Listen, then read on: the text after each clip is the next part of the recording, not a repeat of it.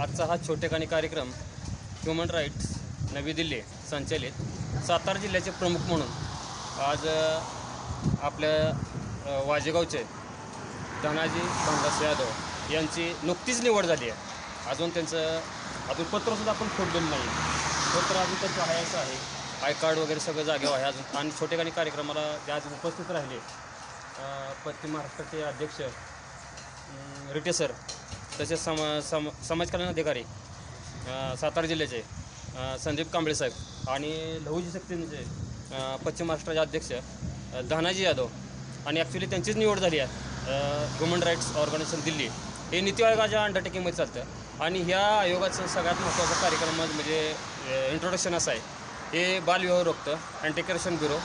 Anti corruption म्हणजे लाचलुचपत विभागाचे जे छुपे राज असतात, जेणेकरून पैसे देणे घेणे हा गुन्हा आहे कायद्यानं, त्याचं भांडाफोड करण्यासाठी त्यांची सातारा जिल्ह्याची निवडणूक केली आहे। आणि दुसरा मुद्दा की हे चाललेलं समाजामध्ये अत्याचार अन्याय याची वाचा फोडण्यासाठी सातारा जिल्ह्यात प्रमाण त्याचं अतिशय झालेलं आहे, आणि हे प्रमाणाला वाचा फोडण्यासाठी धनाजी यादव यांची तडून तडजर नेतृत्व हे हिशेबाने त्यांची नियुक्ती केली आहे। आणि ही नियुक्ती अजित सिंह हे व्हाईस प्रेसिडेंट ह्युमन राईट्स नवी दिल्ली यांच्यातर्फे झालेली आहे।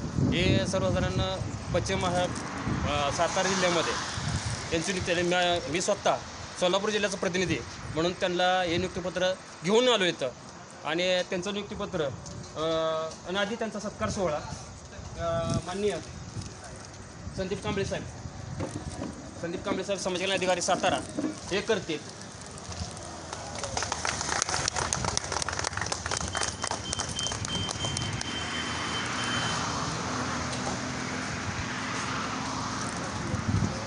कामगार कल्याण विभाग,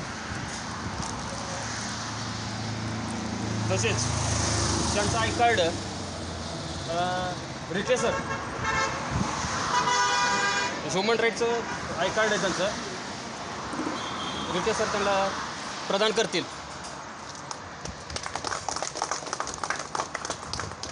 आणि आमचे ज्येष्ठ नागरिक भाऊ पुढे या, त्याचा सत्कार सोहळा करा या।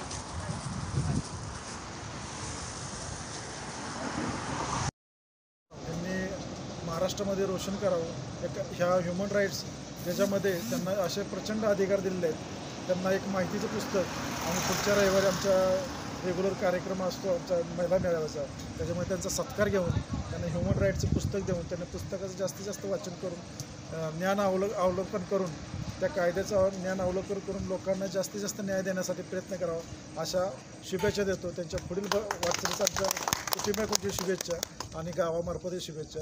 धन्यवाद।